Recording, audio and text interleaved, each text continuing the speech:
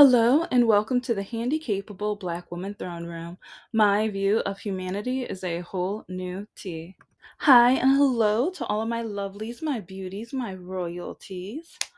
Take a deep breath. Take another. Take another. Yeah, let's get that hot, piping, boiling, scorching hot petty tea out. Add a little sugar. Actually, add a lot of sugar, either honey, brown sugar, like sweet and low if you're diabetic. Like, yeah, if you're diabetic, be careful with that, whatever. But yeah, this is gonna be relating to post traumatic stress disorder. And so I'm gonna be doing a lot more research on this because after I don't know which order I'm gonna be putting these out in because I'm messy and my life's a mess. My parts, like, well, yeah, no, my room. Oh, I last year I was gonna try to turn into an office and that just turned to a nightmare. So yeah, no, no. But as you can tell, my relationship, like life, yeah, I gave up on dating. I retire. I quit. It's like, yeah, I've realized. And I know my ex's ex-wife, I'm just gonna call her the monster. Maybe Mrs. No, she doesn't deserve Mrs. No. But either I'm gonna figure out which monster because I'm thinking Gremlin. You know what? No, I think I'm gonna call her Gremlin. Okay, if you've been listening to my episodes, the woman that I called like Rebecca, about a month and a half or 2 months ago, whatever. Yeah, now Rebecca's gonna be Gremlin. I think that works. I think that works, you know? Yeah. And so, yeah, Mr. Spider is divorced from Gremlin. So, yeah, okay. But this is going to deal with post traumatic stress disorder. And especially, I've been doing more research about how a lot of people with disabilities, especially when they aren't diagnosed or late diagnosed and or not listened to by doctors. I just watched a video. It's like by some of my favorite political commentators. They're a married couple. They have their podcast and then they have their own YouTube channels and everything like that. Well, the wife just did an interview with this doctor who was talking about consent, and she kept pointing out the part about able-bodied. And while she was talking, like, because I'm planning on writing both of them, and I'm going to forward her some of my medical nightmare videos, and I have so many more I need to upload, but I feel like, especially because I thought my heart was finally, excited and happy for the Mr. Spider or whatever.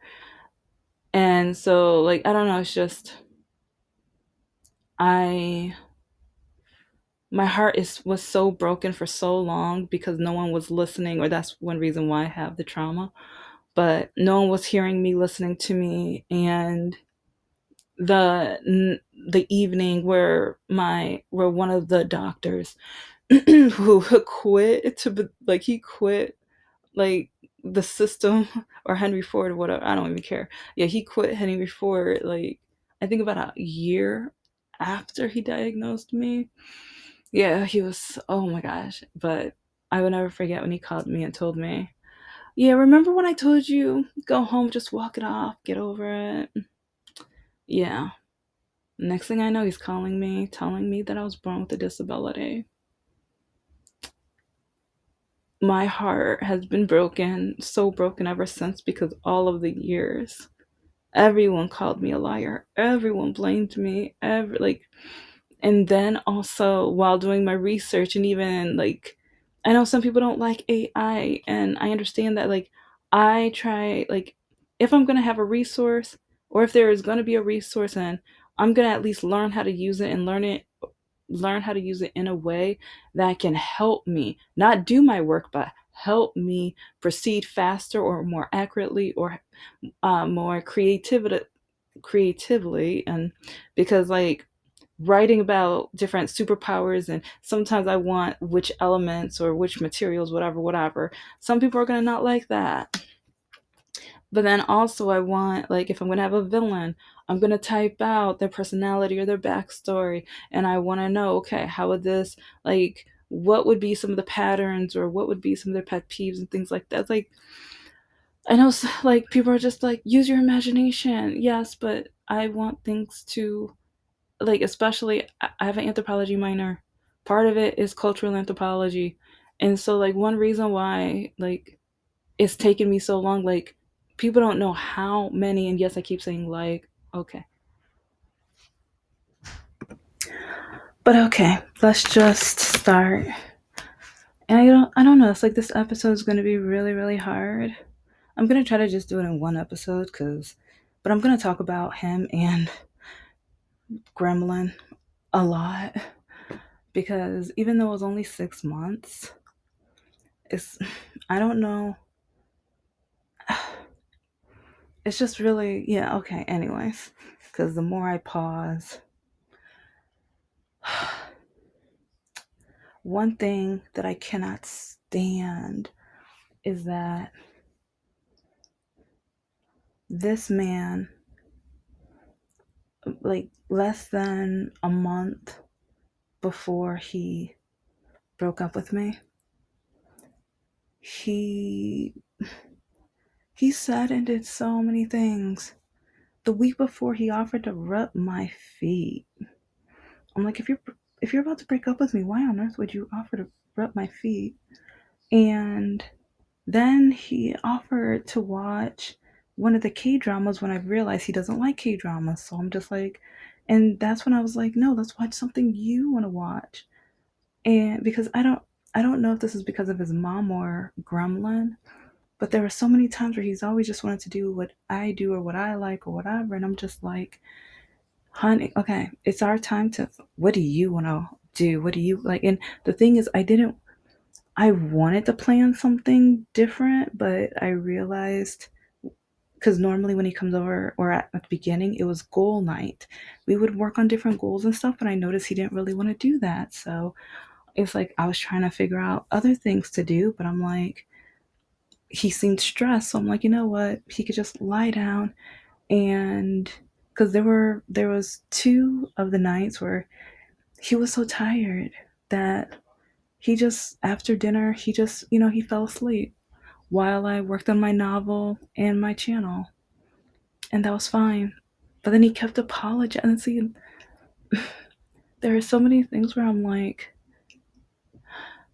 if you, like, when I tell somebody, and I know I keep saying, oh, if I keep saying that you don't have to apologize, but then you keep I'm like, what do you, why are you apologizing?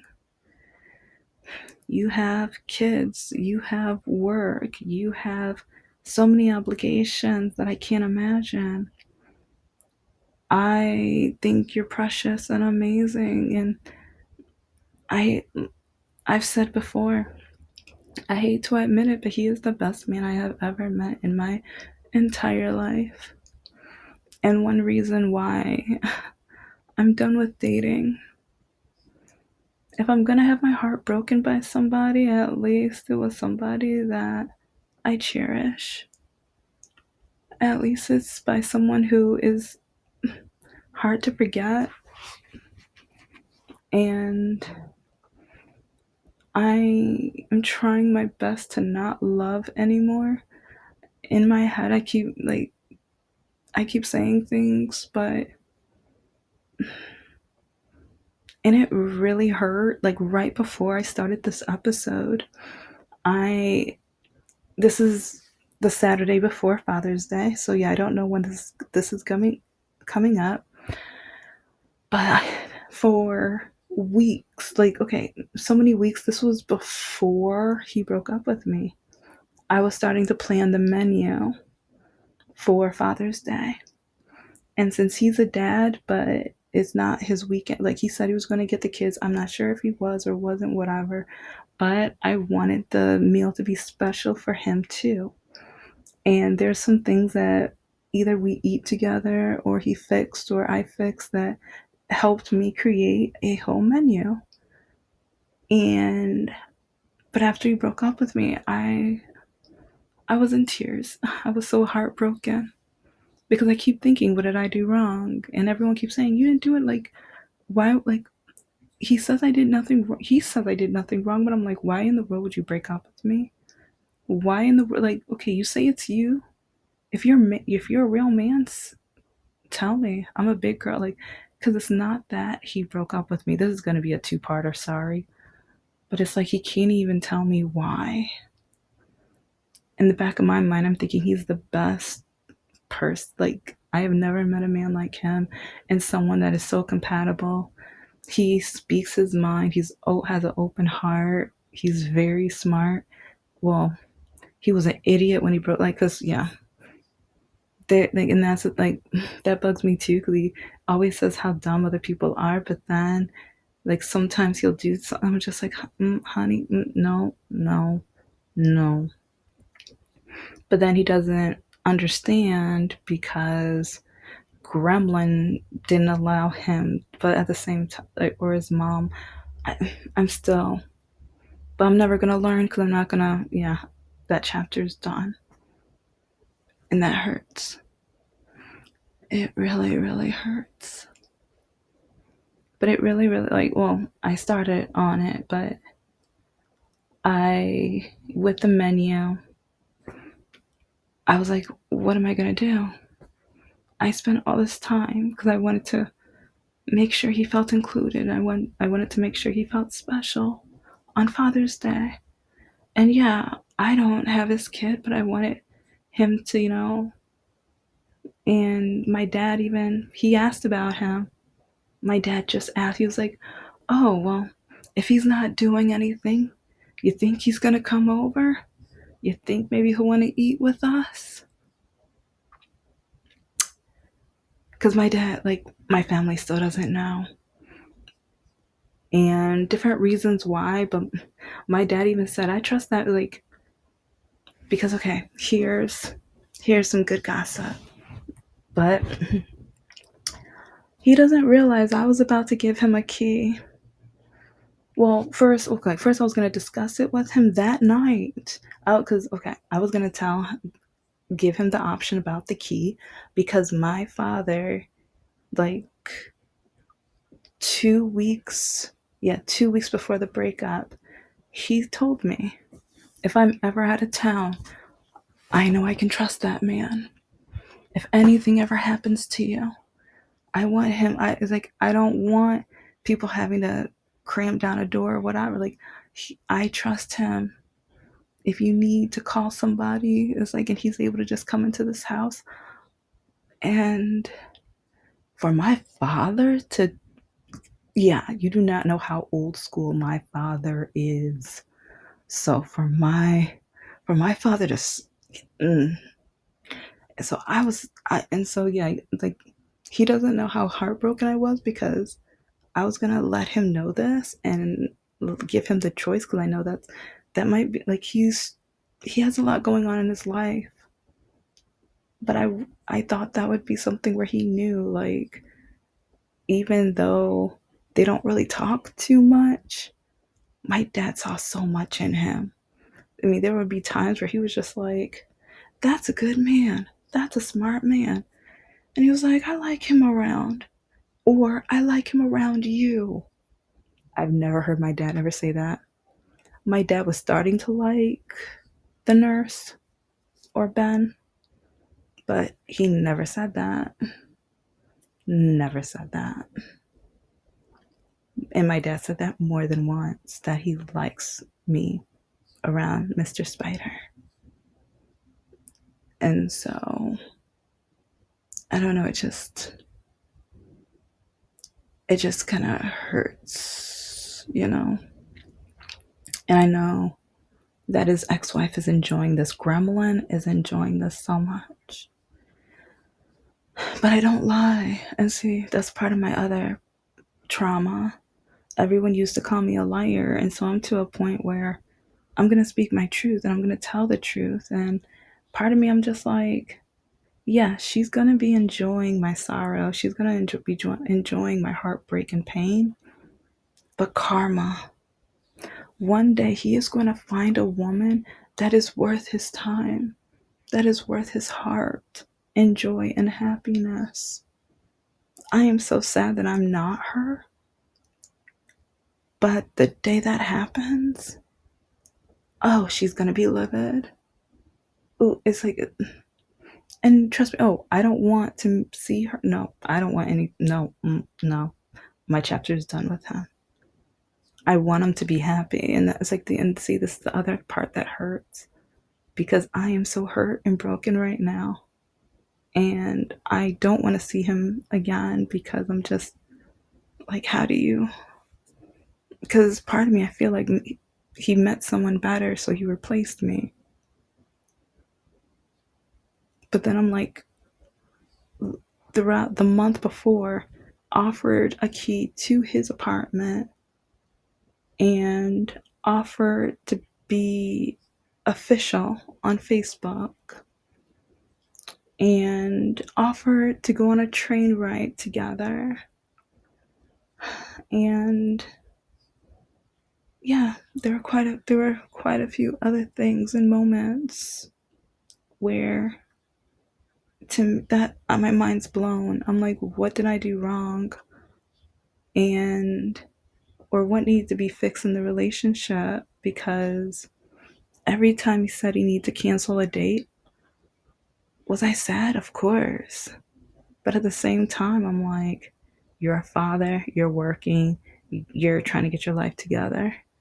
And I want the best for you. And see, now that I still want the best for him. I still want the best for him. And to be honest, I hate that because I'm always wishing the best for other people. Everyone else always breaks my heart, hurts my feelings, or leaves me to the side. And it's heartbreaking because the menu, yeah, I went on and made the menu that I took weeks looking up and coordinating because I'm just like, why should I like and I'm gonna be putting it in the recipe book because yeah, it's like once everything started, I'm gonna eat it first before I make the official decision. But oh my gosh, it smells amazing right now. Oh yeah, I'm cooking. Yeah, it's cooking right now, and it's amazing. I'm so excited. I am so excited. And I sound probably really sad because yeah, right before I recorded this, my dad asked about him, and that hurt because I'm probably gonna tell him next week, but it hurts. It's gonna hurt when I tell him because you all already know what my mom says, and I've said it so many times. I want to say it again for those who are new and or if you forgot, but that goes on in my head all of the time. And there are so many men who first they go out with me, they see how I walk, and they're like, "No, I'm going to be embarrassed or whatever," and or like they don't like my education. Like there's other reasons, but a lot of them they always pinpoint my walking. And so then I think about my mom and with him, like, yeah, he made like a platform so I can go up to his apartment. He built it. And he built one so I can go get into his vehicle. But the night that he broke up with me, I told him burn it. I told him burn it. It's like, and you know what? This might only be one episode, but yeah, I'm going to be talking about them a lot because he targeted some, like the way he broke up with me, were targeted so many parts of my trauma. And one of the biggest parts is during our, like when we first met and we started doing the virtual dates, I told him about my trauma, or I told him about my emotions, my trauma, the heartbreak. I told him about my channel. And so he's been listening to all of my horror stories. He's been listening to my dating nightmares. I don't think he's listening anymore. I don't think so. His ex-wife's probably the gremlin. She's probably, but I don't think he is. I I think he's done with me, and I don't know why. Oh no, I know he's done with me. Sorry, I know he's done with me, but I hate the fact that he couldn't tell me why. Because was I not good enough? That's what I keep thinking. And trust me, I'm getting my life's been a mess since I couldn't walk and had to have the surgery and everything. Like my life's been terrible. But present day it's a lot better than it was. And I'm learning more about myself. And the fact that during the virtual dates I told him that we can be friends. We can just talk. We can, it's like I love talking to you. It's like it's really hard to find a guy that throws questions at me like I throw questions at him. And yes, I still talk more than him, but it was great. And then he asked me to be his girlfriend right on the first date. And I was shocked, but I said yes at the end. It's like, but then while in Florida, I was like, because I literally left like within 48 hours after he asked. And I realized, like, because part of me, I was so scared and nervous. And then when I got home, I was like, I don't want him thinking just because he went on a date, he has to ask me. But now, like, and that's the part that hurts because I think now he realized that he only asked me because I was the first one. But because I told him,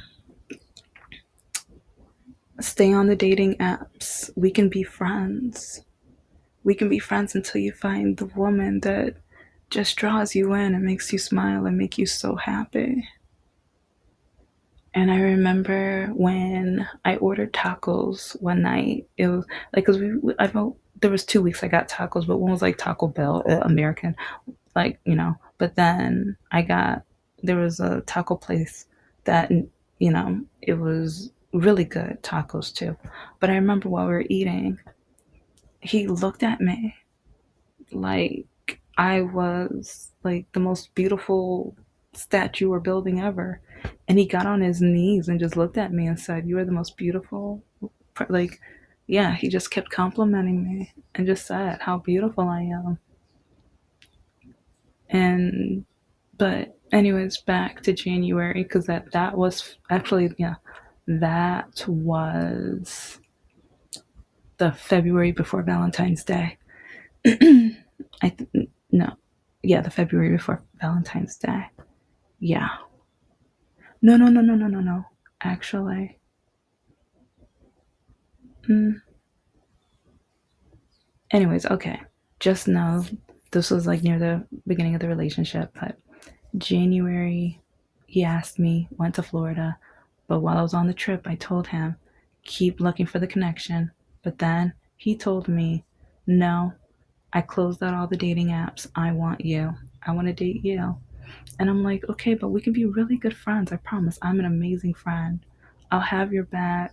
And I know both of our lives are just hectic and crazy. So why can't we just be friends and motivate each other? And because I was even thinking, like, if we're friends right now, while we get our lives together, if our lives are together and we're still best friends, or if we're friends or best friends, then we can date, then we can be together, then I know it's meant to be because we were patient and willing to watch each other build up and not let the other one give up. And that's one thing that I was trying to make sure he knew, that I wasn't going to allow him to give up,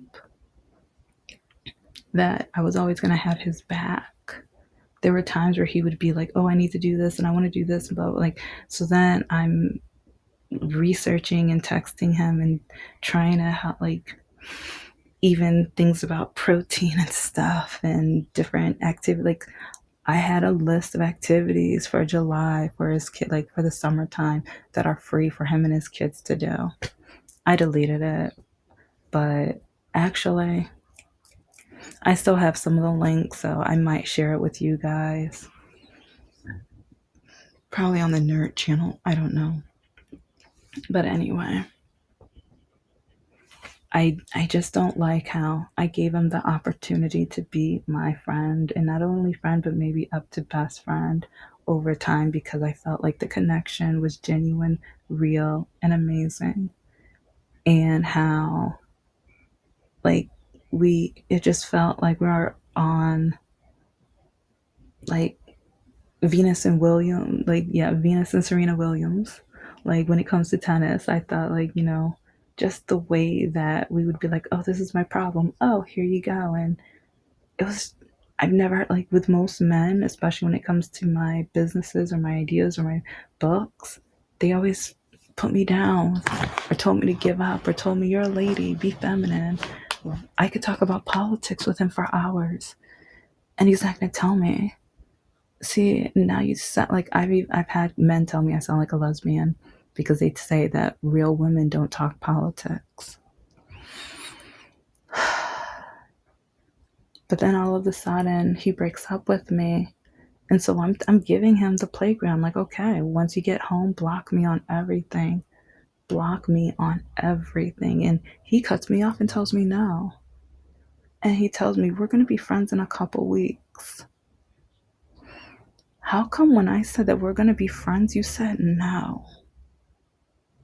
How come when he said that we're going to be together, like, I just, with my post traumatic stress syndrome, it feels like he didn't listen to me. He's been like, he's hearing my episodes, he's hearing my trauma, but he's not listening to my trauma. He doesn't understand what I've been through. He got to decide when he wants me, and now he doesn't want me. And that's what I've been through all of my life. Not being heard and people dismissing me, people telling me I don't need you anymore. And I loved him. I did. And all of the little things that I wanted to make him happy, I was happy making him happy. But yeah, I will never forget. He cut me off and said, we're going to be friends in a couple weeks. And that's when I knew, get home, block everything. Because how come you get to decide when we're friends? How come you get to decide my future with you? It's like when you break up with somebody, that other person can decide. He acted like my opinion, my voice didn't matter. My trauma and what I've been saying all this time, he acted like he didn't care, he didn't listen. And like, he, I thought he was so selfless, but that was the most selfish moment I've ever seen with him. Because now you want me to be your friend. Now you're telling me not to block you. And then, even like, one of the things that I even did for him, I started a little group with some moms so that, like, if he needs some advice or anything like that, I've got some of the best moms that I know to have his back. And yeah, let's just say there's so many things I did for this man. And now I'm just realizing that I'm done. I don't, just like there's that like controversy about a romance novel, and romance novels are supposed to have a happy ending. Well, I'm nowhere near a romance novel. My life's been a horror story. Thank you so much for listening to the Handicapable Black Woman Throne Room. I am a woman, I am of color, and I am handicapable, But most importantly, I am human and you're human too.